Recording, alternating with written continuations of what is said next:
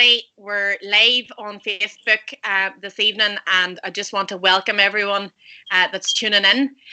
This evening we're having a conversation about some of the issues that are affecting rural Ireland, both in the midst of the coronavirus pandemic and a broader discussion about things that are specific to the rural constituencies that we all represent. I'm Emma Sheerin. I'm a Mid-Ulster MLA from South Derry, and I'm joined here by Kerrane, one of our new TDs from Roscommon Galway, Matt Carthy TD from Monaghan, and Declan McAleer, an MLA from West Tyrone. So I just want to get started. We've got a load of questions that have been submitted the past number of days through your Facebook and Twitter site, and has taken the time to offer us a question and to raise points that they want to see discussed this evening and they would like some answers to. I want to kick off the conversation here, and I'm going to direct the first question to Matt tonight. So Matt, we've had a lot of change in the first 6 months of 2020 in Ireland, North and South, and obviously one of the first events of the year in terms of the 26 counties was the election, and then the results from that and the breakdown of parties and where they currently sit. And I just wondered if you would give us a wee bit of a background as to how the current caretaker government are doing in the 26 counties in relation to rural Ireland and the issues that are affecting rural constituencies.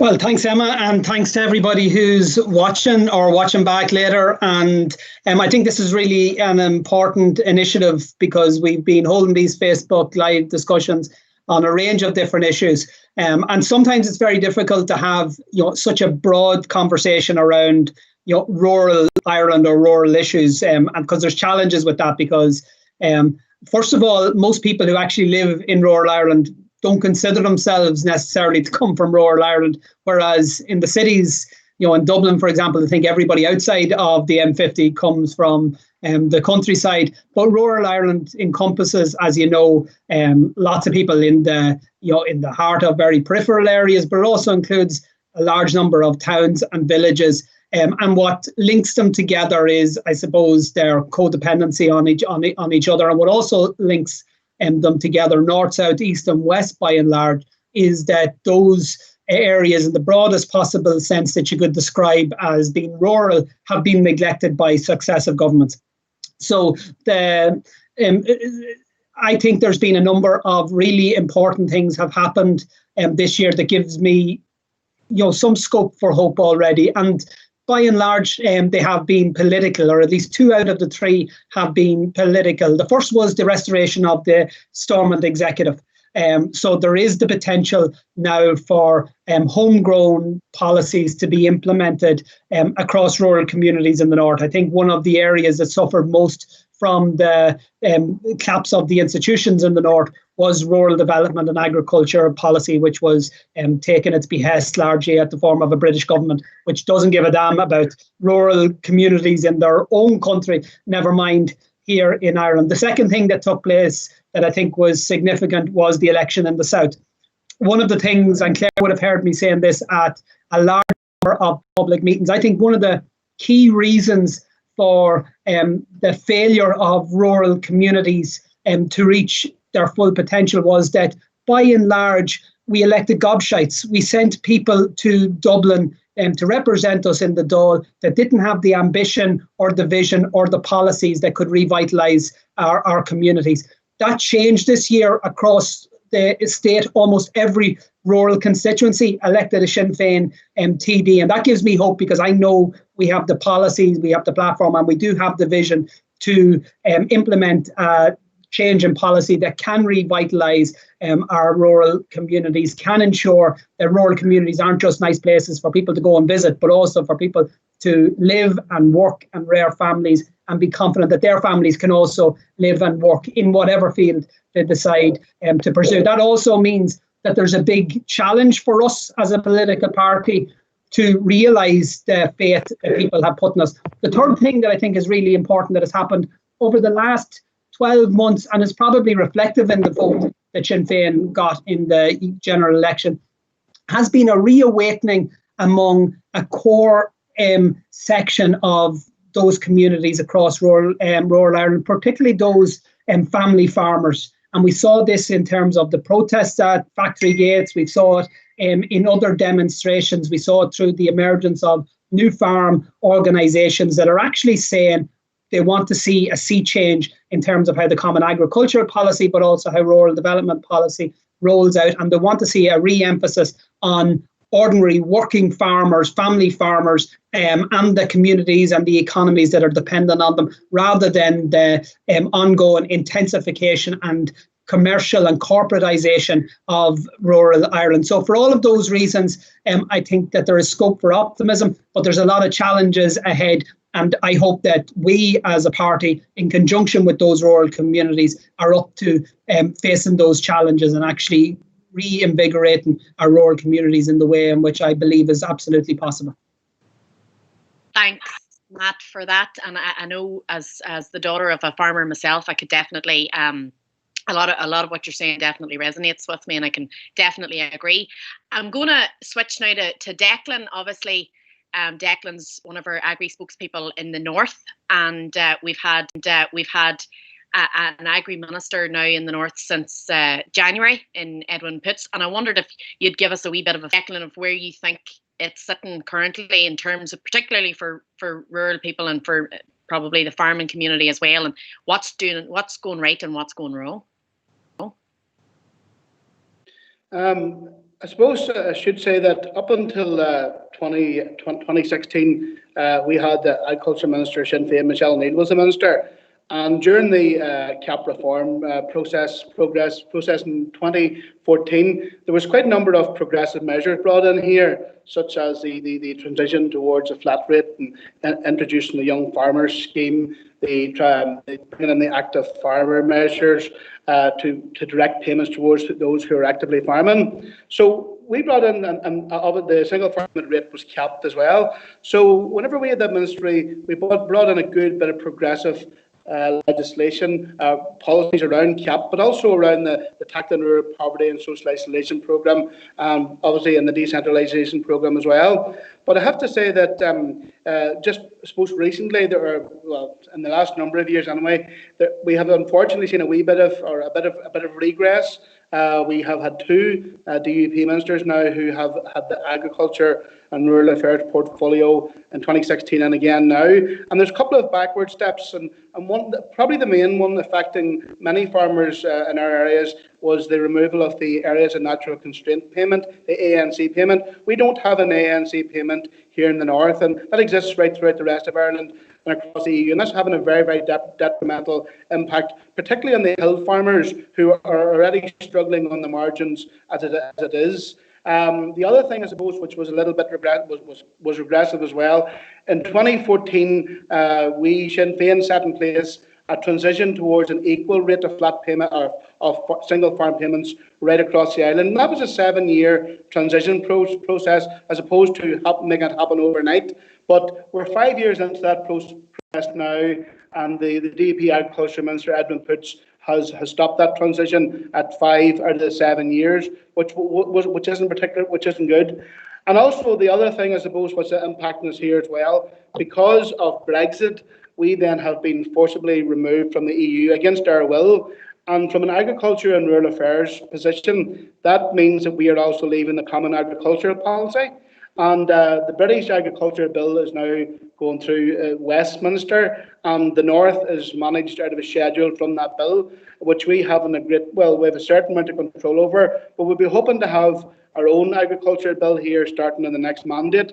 But one of the really worrying things a couple of weeks ago was in the British Agricultural Bill across the water, the British government refused to include an amendment in that legislation to protect Britain against cheap, low-standard food imports. And that will have a devastating impact on the farmers in Britain by undermining them with low quality, low standard imports, but also here in Ireland, because Ireland, both here in the north and indeed across the whole of the island, the 26 counties, exports a lot of food, a lot of agri-food produce across the water to Britain, so it'll damage the market there as well. So Brexit is something that's lurking there, that's having a very, very, very damaging in agri-food and in rural communities, because of course the European EU funded the Pillar 2, which we relied on here for our community sector, for our community halls, our village regeneration. But that's gone now, and there's no obvious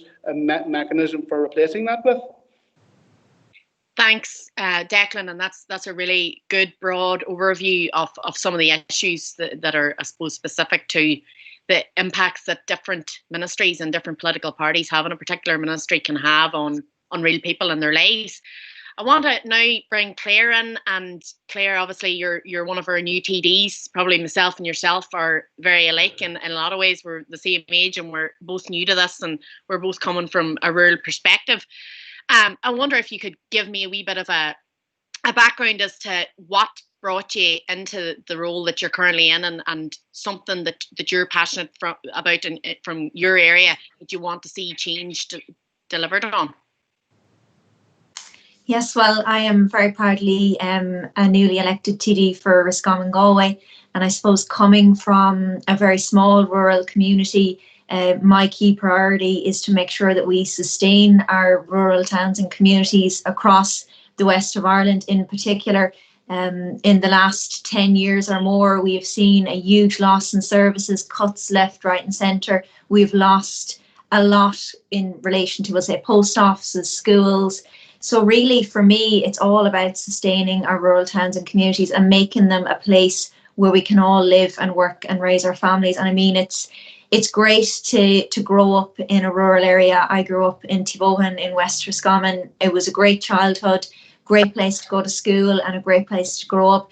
And I think even during COVID-19, I've met so many people out walking, out and about, saying how lucky they are to live where they live. And I think one thing that's definitely taught us is how lucky we are and how much we maybe appreciate and value where we come from and the lovely part of our island where we live. So it's about sustaining that. I also come from a farming background, and I mean, key to sustaining our towns and villages is to sustain our family farms, and that is also key and a major priority for me. And I suppose the bottom line is, as many young people do, I want a future in rural Ireland, and we need to work together to make that happen, because up to now, it hasn't happened, and we need a lot of changes. We need to see guarantees in relation to planning. We need to see better infrastructure, better broadband, and we need to create somewhere where people can live and work right here in the heart of Ireland. Thanks, Claire. And I suppose, again, a lot of what you're saying resonates with me. I mean, I know the west of Ireland is beautiful, but South Derry, I mean, I think probably pips it, to be honest, but we'll not get into the finer details of which area is better than the other. Just following on from that, I'll maybe bounce a wee question back at you. We've got a question coming in from John Paul O'Rourke, and it's probably tied to the point that you were making there in the latter part of your commentary. He's raised the issue of people working from home now in the middle of the coronavirus pandemic, and people, you know, not having to go to the office, and he wants to know how this is likely to benefit rural workers and decentralise from Dublin and I suppose from Belfast as well. What your thoughts would be on that, Claire? Yeah, well, I think that's exactly one thing that COVID-19 did bounce us all into. A lot of us had to work from home, and in many cases for the very first time. I know a lot of people have been having to get in broadband and having to get in internet at home to allow them to work. Like I don't have internet at home. We barely have phone coverage. So they're the issues you're dealing with. I'm coming to you here from my office here in Balladreen. So, I mean, broadband is a huge issue, and it is needed if people are going to work from home. And there's huge benefits to people working from home. And I think we've learned a lot of that since COVID-19 hit. But we need basic infrastructures in rural Ireland, and that includes broadband. It hasn't been rolled out quickly enough, and we really need to see it so people can work from home. And we know there's loads of benefits for people working at home, but we need these basic infrastructures, and broadband is going to be key to that. And moving forward post COVID-19, there's no reason why people shouldn't be able to work from home far more and save the commute. We know thousands of people are commuting out of this region to Dublin every single day. That doesn't need to happen. And we need to promote working from home, and we need to make sure that people can do it where it's possible for them to do so. Just following on from that, we have another question from Paddy Mack, who done to help internet connectivity in rural areas. And I know in my own area, and other members can speak to this as well, we have problems with rural broadband, specifically in the part of the world that I'm from as well. And in the north, the Department of Economy have remit over a scheme called Project Stratum. So we have been, myself, Declan, Colin Gildernew and other reps have been involved in lobbying the department to try and make sure that when they're rolling out this scheme, which is designed, initially the remit was 97,000 homes across the north that were deemed as having less than 30 megabytes in terms of speed. And now they've refined that after work from different providers, and they're saying that 79,000 homes should be hit. And we're asking that those with the worst service are hit first, or helped first. Sorry, I shouldn't be saying hit. So as to not have a situation where somebody with middle and broadband gets it improved and somebody that has subpar broadband gets no help because they're too far up the mountain. But just following on from that, Matt, if I could direct another wee question at you. Catherine from Castlebar has asked us how we would benefit from an all Ireland rural parliament. I know you had the brief for Uniting Ireland. Yeah, well, first of all, just on the broadband, because this is crucially important, the amount of people who we're speaking to tonight but they can't hear is phenomenal. About half of the homes in County Monaghan don't have adequate broadband. They don't have good enough broadband to be able to watch live streams. That's phenomenal. And that's right there, the same right across rural communities and rural counties in particular. And that goes back to the point I was making earlier on in terms of vision and ambition. That should never have been allowed to happen. That happened because of political choices. It happened, first of all, because Fianna Fáil privatised Telecom Éireann at a crucial period in terms of the telecommunications development. So by privatising Telecom Éireann, the state never had the mechanism, if they were that way inclined, to actually roll out broadband and internet connection in the same way as we did with electricity connection in previous generations. And that has created essentially all of the problems that we've seen since. So now we're relying on a rural broadband scheme that's going to cost much more than it needed to, probably be done in a haphazard way. But it also has impact. So people probably looked at this debate as, oh, well, that's people from the country crying again. But when you look at what happened in terms of the COVID-19, and as Claire rightly says, people have realised some of the benefits. The big shock I got becoming a TD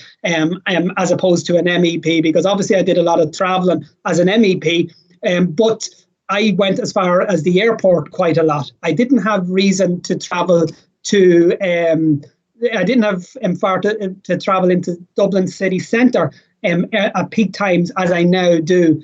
And it was a big shock in February after the election, the first couple of mornings, when I can make the M50 in about an hour, and then it could take me anything from another 2 hours to get as far as the Dáil. And before anybody says there are no public transport options that are available to most people in rural Ireland yet, you might be able to get a bus to O'Connell Street at a particular time, but if you're going anywhere else other than Dublin, you can't get a bus, and you certainly can't get a train if you're from anywhere in this part of the country.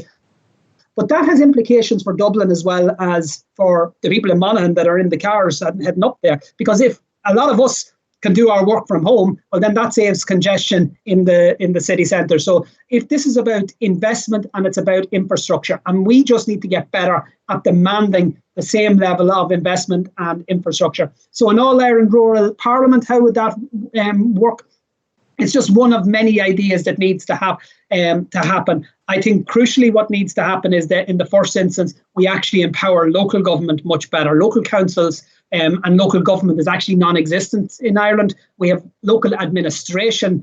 In other words, we have local councillors whose job it is basically to implement government policy, no matter how good or bad that policy is. There's very little mechanism for rural and local initiatives to take precedence and for bespoke solutions to be found for rural communities. So I think in the first instance, we need strengthened local government. We also need regional government. And even in the context of a united Ireland, I think the Stormont model might be a model not just for the north, but also for other regions where you have decisions being made at a I suppose, a regional level as well as a national and local level, because we've very poor regional government in this state. But you see, in order for any of that to happen, what you need to have is a government that's willing to empower people, communities, and local authorities. The big problem that we've had has been the centralisation. So I talked about the privatisation agenda. That's been detrimental to rural communities. The second thing that has been detrimental has been a centralisation agenda. And that's been as prevalent in the north, by the way, under the NIO for decades, and under Westminster, where people and communities weren't empowered. And we have to start untangling that. But the Customs House in Dublin, which is the department that oversees local government, is one of the most centralised, bureaucratic departments that frustrate communities taking initiatives that are specific to their area. So if we have an All-Ireland Rural Parliament, what I hope it would be is an advocacy parliament that actually demands and outlines how it is possible to give powers back to local communities, as opposed to become another national bureaucracy that communities need to go through to filter all of these things. So there's lots of potential there. We see it happening in other parts of the world. Some places do it really well. There has been a prevalence over the past number of decades towards that centralisation agenda right over the world. But governments are increasingly recognising the folly of that strategy. The difficulty we have from an Irish point of view is that Fianna Fáil and Fine Gael haven't recognised the folly of that strategy, and certainly the Tory government, Westminster, haven't recognised it yet. The only party that is actually committed to devolving power to people and to communities is Sinn Féin. So we just need to ensure that our policies are fit for purpose when we have the opportunities to implement them. Thanks, Matt. And I mean, you raise a number of key points there, and going forward, I mean, we have so much potential here, and that's the big thing. And as we move towards constitutional change, we can learn from the mistakes and from the good practices in other places around the world. Declan, I want to come to you now. I've got a wee question here, and I know this is something you've been doing a lot of work on over the course of the past number of weeks. Annie from Cushendall has got in touch with us. She's talking about the fact that a £25 million COVID-19 support package has been announced, and she wants to know how we think this should be distributed across the farming sectors. I wonder if you could give us what you're doing about that. Yeah, well, this is a very live subject. Conor Murphy, the finance minister, made £25 million available a couple of weeks ago to the Agriculture and Environment and Rural Affairs Minister, Edmund Pooch, for the agriculture and horticulture sector. And following that there, the Minister, Pooch, indicated that his preferred sectors would be the dairy farmers, the horticulture, and the beef. And it was very notable that there was no reference to the sheep farmer, the sheep sector. So we, the party, has been engaging quite extensively with the sector, and we have made representation, very strong representation, to the minister. And in my capacity as chair of the Agriculture, Environment and Rural Affairs Committee, which I just chaired earlier on here today, we actually opened a call for evidence to individuals and stakeholders regarding this here. So there is a very strong feeling there that our sheep sector, and indeed our beef sector, particularly those in the LFA, the areas of natural constraint, are included in this funding package, because they have been similarly devastated by the impacts of COVID. We would have in the March closed here for 3 weeks.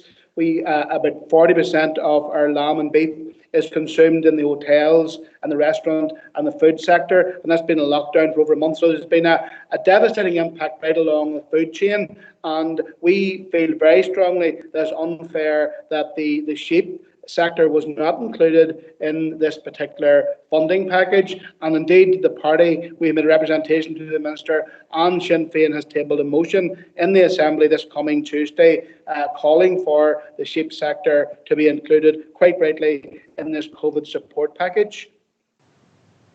Thanks, Declan. And I know that this is something that of high importance at the minute, and you're doing a lot of work on it. And next week we'll have a motion in the Assembly on it. So want to see some pressure on the minister on that. Claire, if you can take another wee question here, I've got one from Paul, who is asking us what plans we have to revitalise rural villages and towns in terms of jobs and unoccupied housing and boarded up houses in rural villages. Have you got some ideas on that, or what the party's policy is there? Yeah, so again, so many towns, in particular across rural Ireland, where we have boarded up houses, ghost estates, right across my constituency and right across rural Ireland. So in fact, in many counties and in many towns, we actually don't even need to build houses in some circumstances. We need to put in money to fix up what's there and get populations into our towns and villages. And that is the way that we will grow them. But we need to get life back into them again. And in some cases, that means the council taking over vacant houses, doing them up with whatever money is needed and getting people into them. There are people on the housing lists right across Roscommon, Galway, everywhere else. There's no limit when it comes to the amount of people looking for houses. And I think actually, again, after COVID-19, we may even see more and more people wanting to actually live in rural Ireland and wanting to come out of the cities. And if we want to make that happen, then we have to stop with all the boarded up houses. We need to start bringing life back into our rural communities. And again, in relation to planning, you know, there's a lot of issues there in relation to certain county councils maybe looking at a move towards ending one-off planning permissions. We need to make sure that doesn't happen, because again, we need to be bringing people into our rural communities and towns, not shutting them out of it. And again, when it comes to creating jobs, we need the basic infrastructure, we need good roads, we need proper investment. And again, it's not about looking for more or looking for extra, it's just looking for our fair share, which we've never got. And we will need those most basic infrastructures, including broadband, if we are to bring jobs into the areas. And we need a real focus. You know, we need a task force. We need someone more than just the IDA to come in and try and create jobs in rural communities if they are to be sustained. And that's what we need. And clearly, we're not getting that at the moment. So we need to see a change, and we need to see a focus on jobs and bringing people back into rural communities. Thanks, Claire. I've got a wee Brexit question here. I'm going to direct it to Declan again. Thank you for your last answer. I agree. We need to see the sheep thought about. But George from Armoy is asking. He's worried about the impact of Brexit on the single farm payment, especially given the recent evidence before coronavirus from experts at Queen's that 30% of farms would go out of business without direct support. Yes, well, this is probably one of the biggest sources of concern amongst the farming community. Over 80% of farmers' income here is derived from the direct payment, because the cost of production here in farming exceeds what they get at the farm gate prices. And the single farm payment was 100% funded from the EU. We have been taken out of the EU against the wishes of the majority of people here in the north. There is a very uncertain situation. Now, the British Westminster have said that they will retain the single farm payment for the duration of this term of government across the water, and they would fund it from the British Treasury. However, there's absolutely no certainty at all beyond that there about what will happen to single farm payment. And indeed, even across the water in Britain as well, they're running down the single farm payment. They're transforming it into like a public payment for public goods. They're not actually paying farmers to produce food. They're paying them to be more like land keepers and green keepers.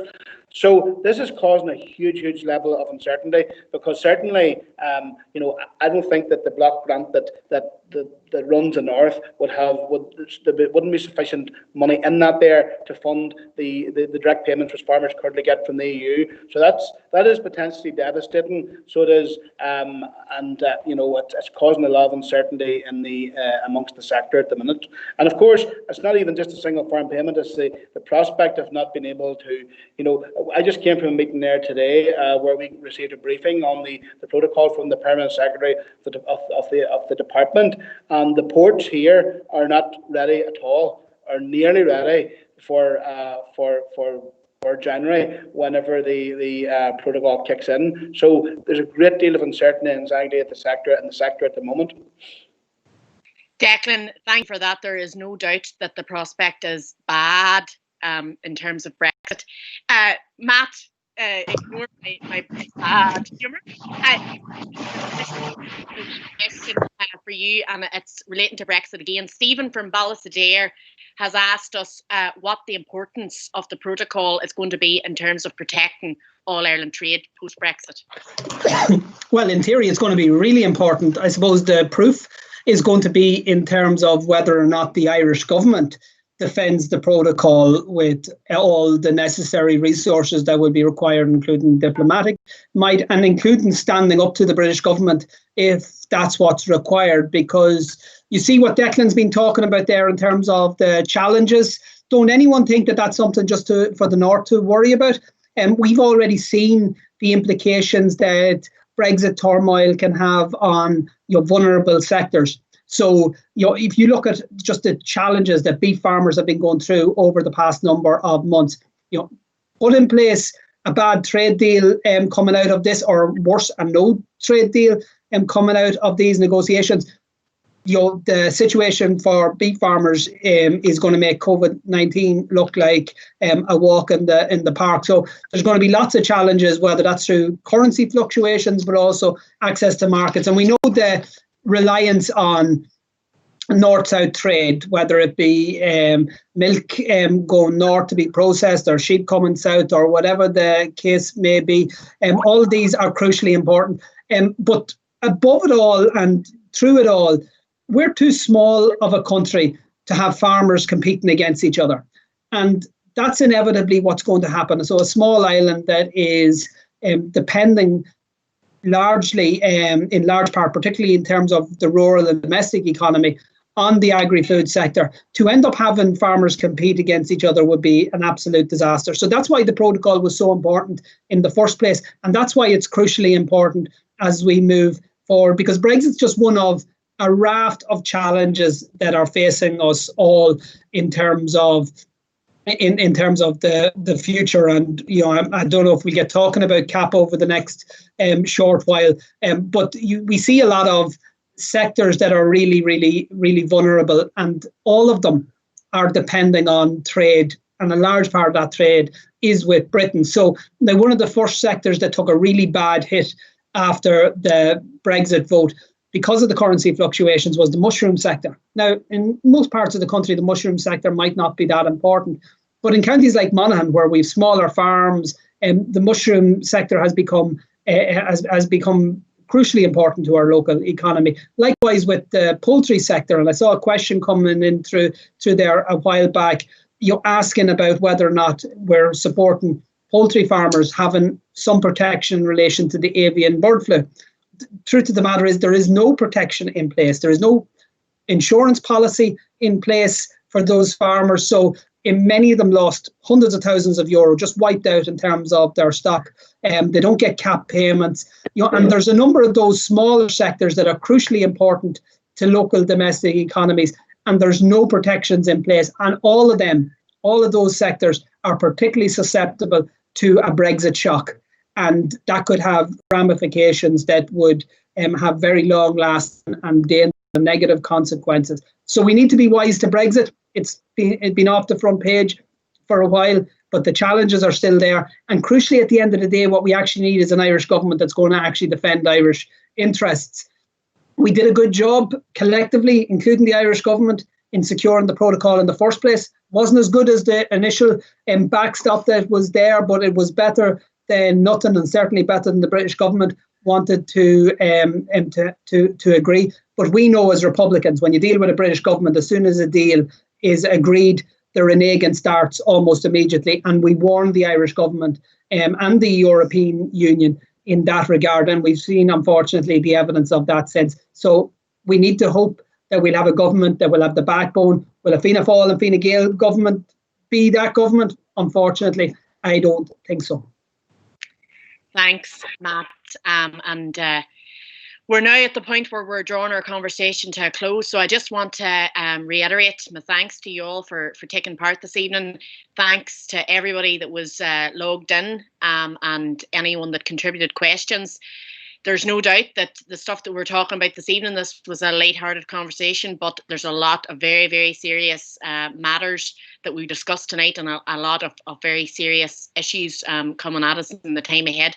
So we in Sinn Féin are committed to looking out for rural families and rural communities, and we'll pick this conversation up again. Thanks to you all.